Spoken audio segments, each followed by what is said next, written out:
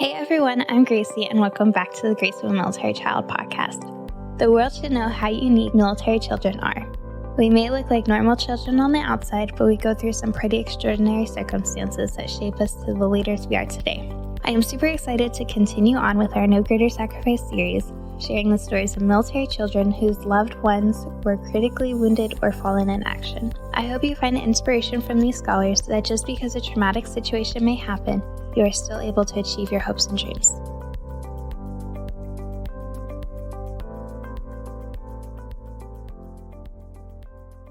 Hi, Sanaa. Welcome to the podcast. How are you? I'm good. Happy to be here. Awesome. Yes, I'm happy to have you on. So tell me a little bit about your experience as a military child and, your mom who served and what that means to you. Yeah. So I definitely grew up as a military brat, whatever you want to call it. Both of my parents were in the military. My dad was in the Marines and my mother was in the Army. So that was definitely an interesting dynamic, having both sides in the house. Right. A little friendly competition. But I had a good childhood. My parents were always very supportive of me. And I just always grew up really appreciating the sacrifices my parents had made for me, and especially my mother with her being wounded and everything. But they really just inspired me in my everyday life. So yeah, that's awesome. Tell me a little bit about your mom and her injury and what walking through that was kind of like for you. yeah, so my mom went to Iraq. She was deployed in Iraq. She was in a Humvee, and an RPG hit directly under her seat and ejected her from the vehicle. And so she was just, laying on the ground, and like her limbs were twisted, and she had just scars and burns all over her body. And eventually she she was transported through the helicopters to Germany, at Longstruel. My German's not great, but Longstruel, Germany is something like that. But my mom ended up being in a coma. I can't remember exactly how long, but it was long enough to where she started receiving mail. Like, I remember that being something so crazy she would always tell me. And then she ended up with the colostomy bag on her stomach. And she basically had to learn to walk again. And she suffered from PTSD, something very common among the, service members. Right. But she, she's also a woman of faith. So she really was able to really bounce back from it. And she ended up doing motivational talks and stuff like that. She just felt very, very confident about herself and her story and how she was a warrior. And that's really it's just really inspiring. So, she received a Purple Heart. She was awarded the Purple Heart. So, right. That's so inspiring that she's taken, this situation that could have made her life harder, and I'm sure still did, but she's made it to where she can inspire other people and share her stories and, share her faith through that whole journey as well. Yeah, no, I think it's definitely interesting to see the people who are willing to speak about their experiences versus those who aren't. Like, it's really understandable those who don't, right? Yeah. It's just things are so traumatizing that you don't feel comfortable talking to other people about it. But, it's also important at the same time to really continue to always hear those stories and for people to feel comfortable with, coming forth and using it as a way to kind of understand what they went through better themselves, while also, inspiring others and letting others know. So, Yeah, I agree with that. How old were you at the time? Do you remember kind of most of what happened? Actually, I didn't. I was very young. I was like 3 years old. Oh, wow. Yeah. And so when my mom was deployed, my dad was really taking care of me. So that was, that was like an interesting period of time, kind of changing up the family dynamic. But yeah, no, I was pretty young. So You don't really remember much when you're like, a toddler still, more or less.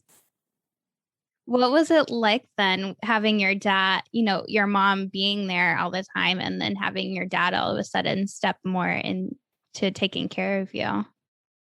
the weird thing about it is like in my memory, it's not like it felt like I was lacking in something. Like my dad worked really hard to, take me out to the playgrounds on the base and like, just continue doing like activities with me. So he even did my hair. It used to be a mess, but he did my hair when my mom couldn't do it. Like it was just, my dad really stepped up to the plate. So I never remember like feeling like I was lacking something when I was younger when my mother left. I knew that there was like maybe a difference, but I didn't feel like I was losing any love or anything. So, and my mom, I knew she would be back and stuff like that. Like I just really uh, was still really good foundation for me. So, Yeah.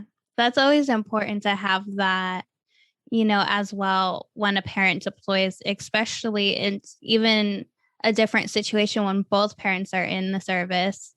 Um, what was that like having both of your parents serving at like, more or less the same time? yeah, no, it was a little bit off. So my dad was he was honorably discharged because he had like an injury during training, and then my Mm-hmm. mom went in after. Okay. So that's how that worked out. But yeah, no, I think it's interesting because it created like a very diverse friend group. Like, both of my parents had people that they were really close with in the military. So it just kind of came together, and I had this interesting childhood of all these diverse, people in the house with so many different personalities and backgrounds, so it was a lot of fun. Yeah, I'm sure. Because then you have like the Marine, friend group and then the Army friend group. And it's always like, more or less a friendly war when you put two branches up against each other. So, Oh, for sure. did you get to move a lot growing up? Yeah, no, I moved a lot. I know I've heard stories where people have moved way more than I have, and it blows my mind. It's like, there's those military kids who like went international and everything. Like Right. I was within the States, and I lived in, and then at one point we moved to Colorado, and we lived in Colorado for a couple of years, and then moved to like North Carolina, Texas, back to North Carolina, and then eventually I go to college and it's South Carolina. Because I go to Clemson, so we moved to South Carolina. But yeah, no, I moved quite a bit. It was interesting living in Texas. That was probably the most interesting because it was so flat. I just remember how flat everything was, and that's about it. Yeah. But yeah, no, we moved quite a bit. So Yeah. Texas is definitely, I lived there. I will say it's one of my favorite places that I've lived, but it is interesting because it's so flat. There's nothing. I will say Florida is flatter than Texas is. And so it's weird living somewhere with no mountains and no hills and all of that. yeah, no, for sure. I always smelled like the smell of like I always smelled diesel fuel in the air. That was also something I remember for some reason, and I'm pretty sure there was like a cow farm not too far from where we were living, so I smelled that too. But yeah, it was interesting. Yeah, I'm sure. Out of all those places, do you have a place that you call home? Um, I I I really grew up, I think, in North Carolina. Um, So I was really surrounded by like the Southern culture and really Yeah. taking it in there since I spent the most time there. But I living in Colorado, I always have this internal like appreciation for the West, you know? So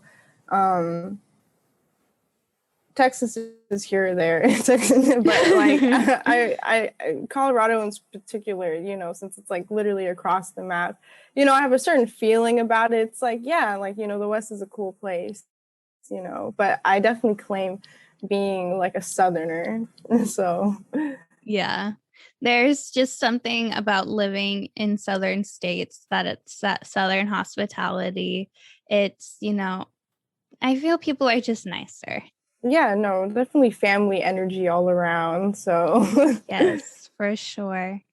So moving and, exploring all of these places, what is it like, making new friends and transferring schools and all of that?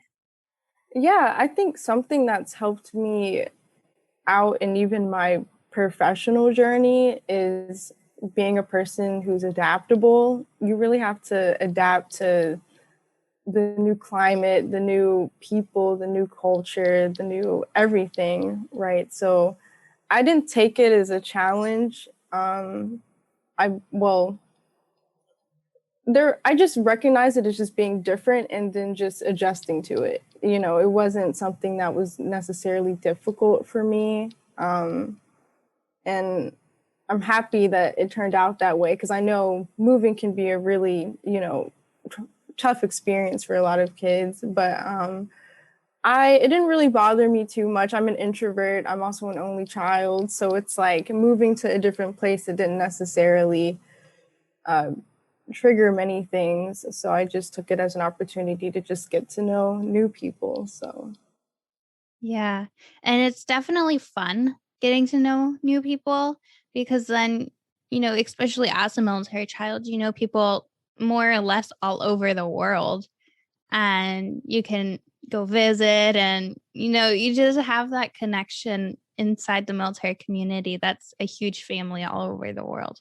yeah, no, I definitely like I remember whenever my parents would go to like military events or something and you would meet the kids there, like, it was also just like a diverse group of people, so many different types of people that you would interact with. So, when you're moving to like a different school, you kind of take on that same energy of just getting to know, a bunch of different people. So I noticed that like I think a lot of military kids are very well rounded. Yeah, I would agree because, you meet all of these different people around you, you explore all these different cultures, and it more or less forces you to be well rounded and to accept everything around you. Yeah, no, it's definitely like it's a culture within itself. Yeah, it is. You could be living in Germany and experience the German culture, but staying on base and within, military areas, it's so different than, you know, going on to like German and, speaking German, that those kind of things. Yeah, no, for sure. It's also, yeah, that's interesting that you mentioned how like being on the base is completely different from being like in the general community. It's like, Yeah. especially since bases are still kind of Americanized, we're Yes. all across the world. So it's just like, you could be in Korea, but going on the base and it's still, your hometown in America somewhere, and you can Right. get certain resources. Yeah. I haven't been able to go outside of the country and go to a base over there, but listening to, other people say it's still the same. It's the same military community. I think that speaks a lot for our military to more or less create a home or a space where it's not too different wherever you go. Yeah, I mean, that's what I really appreciate about the military community in general. It's just like this idea of having a home, and because there's comfort that and people can really lose themselves if they feel like they can't establish that sense of home somewhere, especially in a completely new place, let alone like a new country, so. Yeah. And, the hardest question to ask anyone who's been involved, inside the military is, where is home? And typically, it's home is where the military sends me. Home is where, your family is. It's not this place of there's one specific home that, most people grow up in the same home. And the first time they move out is when they go to college or they're an adult, and so you have that sense of home wherever you are. Yeah, no, I noticed that. That's really interesting because I noticed that even when I was applying to colleges, I didn't feel particularly drawn to just one place of like going to school in one place. Obviously, in-state tuition is a thing, which, Right. shout out to NGS, but like, yeah, no, you just kind of, I never felt like I had to go to one state to go to school because it's like I grew up there. I, saw the football team and then I wanted to go. Like, I meet so many people at Clemson who were like born and raised in Clemson, saw the team their whole life and like ended up going to the college. And it's like, wow, like you're here, like this is your home. And so it's like, I'm kind of grateful for the opportunity to be able to have like a wider outlook on things, but it's also, I think there's also benefits to people who are really drawn to where they are. Yeah. And some people, it's the fact that they've been there for so long that it's hard to leave, where we're used to leaving, we're used to moving and exploring new places, that it's so much easier to just say, hey, I can go wherever I want. Like, where's the best fit for me? Right. No, it definitely plays into like your everyday personality and outlook towards things. It's just kind of like you know, adapting, it's like going out to try a new thing. I think a lot of military kids are a little bit more daring in that aspect. So, Yeah, for sure. Are there any, I guess, things that you've experienced as a military child that you wish you would have had more of a civilian experience? hmm. I guess, the thing about being a military child is like, when I was going to school, I didn't really know other military kids. People would talk about like people further back in their family going into the military and stuff, which can still have an effect on the family. But I guess in my household, it was like super close to me and like super direct. It was both of my parents. So it's like I couldn't really like relate to other people in terms of, talking about that. It's like I just felt like I always had a very unique experience, when everyone else kind of had a, regular household. I mean, every family has their, issues and things to work through and stuff like that. But I definitely feel like in terms of that, interesting military family dynamic, I couldn't really relate to other students in terms of that. So that's definitely something I think was a little bit challenging. Yeah. Did you go to schools on base or like public or mixed?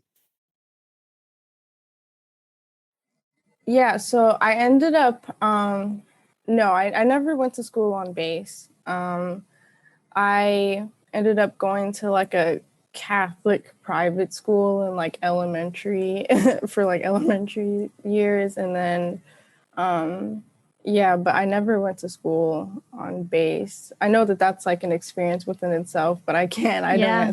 I don't necessarily understand that, but Yeah. I think it's weird living.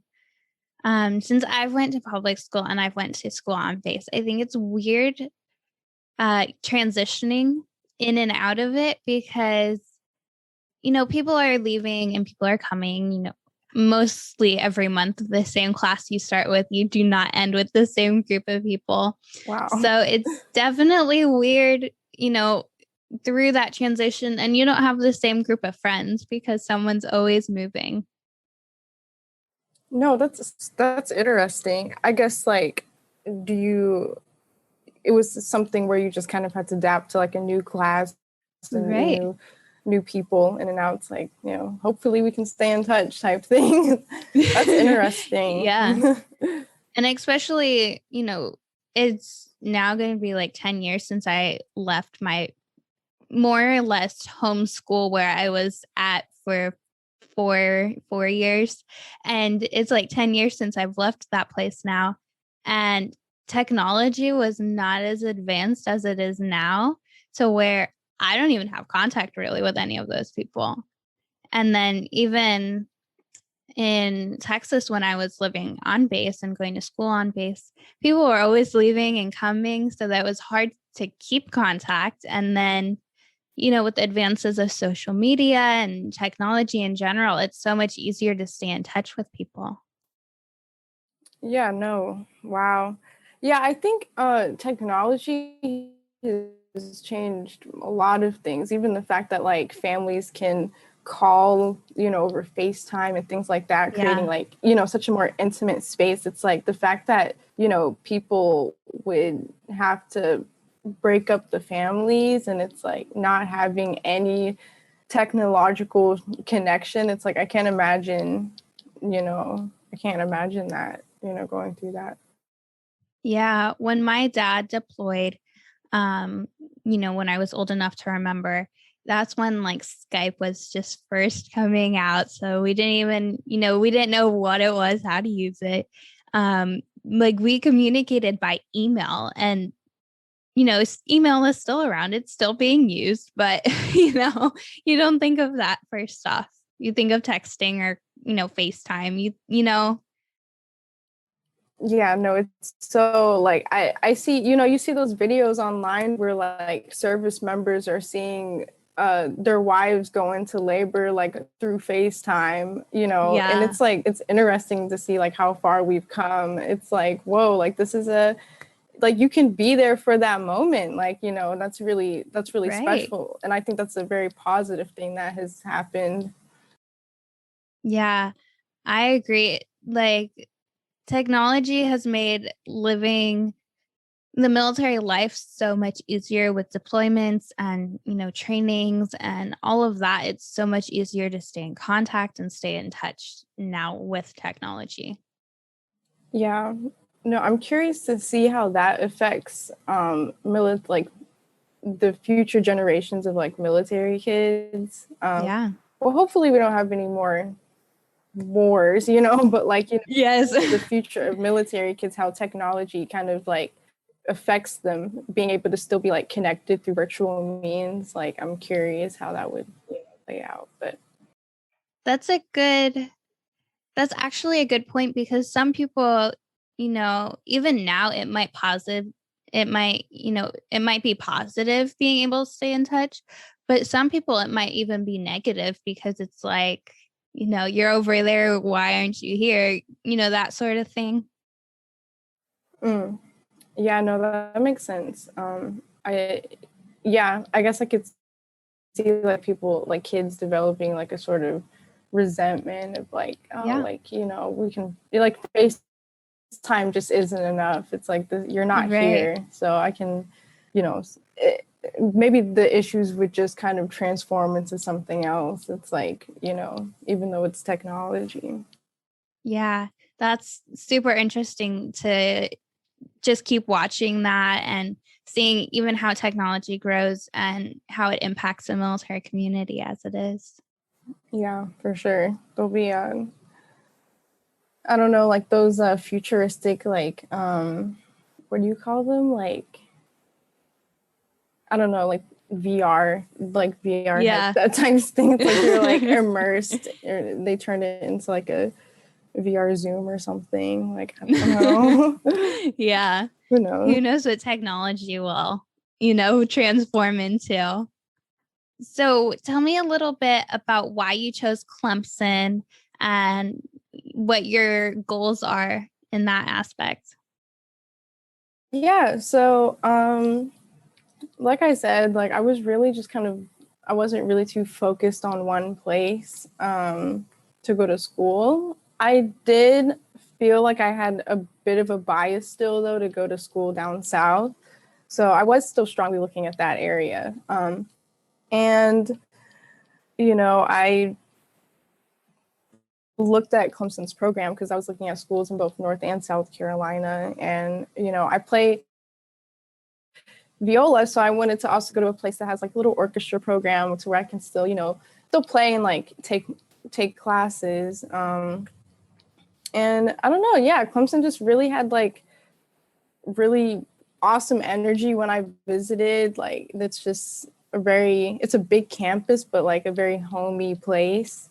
And it was just the right amount of like the strip of downtown in the city to not get too distracted, because I didn't want to go to a school that was like completely in the city, like, Yeah. So it was just like a good little balance of having like that southern quiet home, but also having, a little bit of fun in there. So yeah, no, I love Clemson. And I'm a poli-sci student. So having military parents has definitely impacted how I look at things like politically as well. I Yeah. just, want to just take that further, since I'm currently interning on the Hill. It's been an experience listening to other veteran stories while up in DC, and how I can kind of sort of relate to that and understand, where there needs to be changes in certain things on like a legislative level. So Yeah. And it's nice to have that, military background to be able to not only help the community, but helping that military community along the way. And you have that inside look of, this needs to be changed for the future generations and, things like that. yeah, no, really, because I think that a lot of veterans who are, struggling with a lot of things, they see Congress and all that going on, and they just view it as something like they can't trust, they don't understand, and that's the problem. And there's just kind of like this disconnect. But I want to create a bridge for that. It's like, hey, like, I'm in DC, and I have parents at home down in South Carolina who have those certain struggles too with like the VA system. I've experienced this within my own family. So it's like, how can we make these things better? Yeah. And I think that's, it's so important, especially bringing up the VA, the struggles not only that you face inside the military, but after you get out and you're in the VA system and those sort of struggles that you face there. It's a whole new world and a whole new atmosphere. Yeah, no, it's like as a society, we have to really focus on developing new tools and new ways of come home, and like how to deal with that and how to help them and how to create an open dialogue for that, really.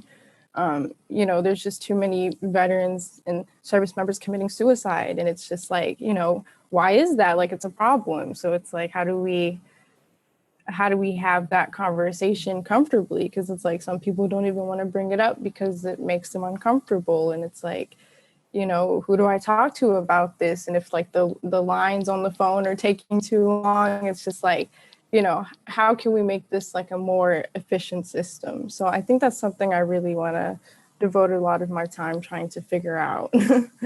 Yeah, for sure. And that's, those are such meaningful topics to, I mean, not only the military community, but outside the military community. And, it's something that, we can do more efficiently. And it's important to address those topics and find the problem and, find a solution. Yeah, most definitely. And I think it also depends on how it also affects like even like the social standing of, your family. So say, you come back home, but you're in a place with like no bandwidth and you can't like get online to like view resources that can help you out and everything. It's just like there's so many different, angles to it, and that, can still be really looked into and expanded upon. So Yeah. You're going to make a difference like some way or another for sure. that's the plan. So tell me a little bit of how you got involved with NGS, or No Greater Sacrifice, and, what that means to you, and, going to Clemson, and, now interning on the Hill, and how all of that plays a role in your life. Yeah. Honestly, it's like you do your research on scholarships. Schools always tell you, look for scholarships out there that, fit you and stuff like that. And like NGS, like they do it, they really become like a net for you, like a safety net for you. Like they're just consistently there, and they don't they're just there. Like it's not like they don't bombard you with a bunch of emails about a bunch of things. It's just like this simple thing up front, like, hey, we're here for you, and that's it. And it's like they help you from that point on, and it's like whatever you need, it's like they can cover it. It's like they work really hard to really support military families, and they have greatly supported my family. And being able to go to school debt free, it's something that isn't the majority. And it's really great that my mother can really be our family can really be impacted by the sacrifices my mother has made through NGS. So it's like NGS really values that, and it's like, hey, like we see how this affected your mother and how this affected your family, and it's like we're gonna help. Like we're just here to support and be there for y'all. And I think it's a very special program. Yeah. And like you said, there's safety net to catch you. And, at the beginning, if you say, hey, I don't want any involvement, I just want you to mail me a check, or pay for my college, however that may be, and be done with it, like that's fine.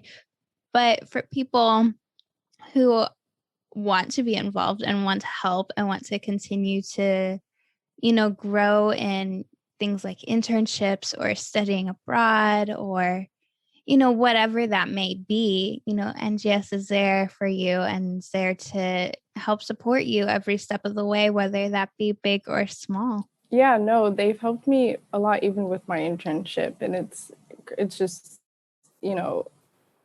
crazy how it's like, yeah, like this doesn't stop just, for your school tuition. It's like those opportunities as well. It's like, it's like they're kind of cheering you on. It's like, wow, like you got that opportunity, like support you, like we're here for you, like, Yeah. And, your mother and even your dad, paid so many sacrifices and have given up so much that NGS coming in to, just cover something that in the long run seems so small, but makes a huge difference in your life and your family's life as well. Yeah, no, I'm so appreciative. You can't really, I can't really repay them, and they really inspire me to just kind of do what I can for other veteran families. And, I just want to take the fact that they gave me an opportunity to build upon the fact that they invested in my opportunities. It's like, it makes me inspired to go out and change families myself and really having a positive effect on people. So, Yeah. What they do is so important, and, what they continue to do, and helping others and being there supporting just military families who have had injuries and have had these traumatic experiences. And, the kids' sacrifices get overlooked sometimes, and what we've given up because, our parents were just willing to do their job. Right. I also appreciate that too, the focus on, like, hey, we're here for your entire family, but like, we want your kid to go far as well. That's, it makes you feel like you're being looked at and appreciated. And yeah, like things come with being a military kid. And you have to make your own, small sacrifices in a way. It's just, it's what comes with it. And, I'm okay with it. I'm really amazed and blessed to have the parents that I have, honestly. But it's also awesome that there's a scholarship organization that can kind of be there for me to be like, hey, like, we see you, like, we understand what's going on and what you guys have to go through. So Yeah, for sure. So what is one piece of advice that you'd give to any military kid out there who might be struggling or maybe in a hard situation? yeah, no, definitely build off of the skills that you've gained being a military kid. Like, there's a lot of things that you are capable of because of your experiences. You're adaptable, being able to adapt to new situations. Even if it's hard, it's like you were put in that situation. So it's like you develop a certain way to think about things, which is very useful. And also understanding that, you're coming from some strong people. It's like people that go into the military, they come out as a different person, and that can impact how your family operates, because it's like, okay, like, you're coming back home, like, how do we do the best we can for you and stuff like that. And that can, be stressful and stuff like that. But, I feel like as a military kid in those situations, you develop ways of having a greater outlook on the world and having a bigger heart and being able to really be there for people. Because it's like, I don't know, at least for me, understanding that like my family has been so full of love, focus how I can bring that love to other people. But yeah, I guess just like not viewing your struggles as weaknesses, but really viewing them as strengths. Yeah, that's super important. The military teaches, families and children and service members alike these, you have resiliency, you have adaptability, you have these traits and characteristics that are given to you and taught to you through the military. And it's important not to lose sight of those and to not lose hold of those and to always keep them. They're important, just life lessons in general. Yeah, no, most definitely. I think military kids have just so many things to bring to the table, very, unique backgrounds that bring up very interesting discussions. So, I think that it's a very valuable little community that, I hope we can just continue to build and network with each other and have, more dialogue like this for sure. Yes, of course. Well, thank you so much for being on the podcast and sharing your story and, what you're doing. It's so amazing and incredible to hear how the military has shaped your life. Yeah, no, and thank you. Like, I think this is great that, you're collecting these stories. Like, I just think that they'll be very impactful to other people and everyone who watches them. So you're doing a great job. Thank you so much. Yeah, but thanks for having me. Yes, thank you.